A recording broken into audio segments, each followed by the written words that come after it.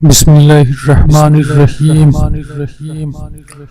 আব্দুল্লাহ ইবনে ইউসুফ রাহমাতুল্লাহ এর সনদে আয়েশা রাদিয়াল্লাহু তাআলা আনহু থেকে বর্ণিত যে নবী সাল্লাল্লাহু আলাইহি ওয়াসাল্লাম যখন জানাবাতের গোসল করতেন তখন প্রথমে তার দুটো হাত ধুয়ে নিতেন, তারপর সালাত এর উজুর মতো উজু করতেন, তারপর তার আঙ্গুলগুলো পানিতে ডুবিয়ে নিয়ে চুলের গোড়া খিলাল করতেন, তারপর তার উভয় হাতের 3 আজলা পানি মাথায় ঢালতেন, তারপর তার সারা দেহের উপর পানি পৌঁছিয়ে দিতেন।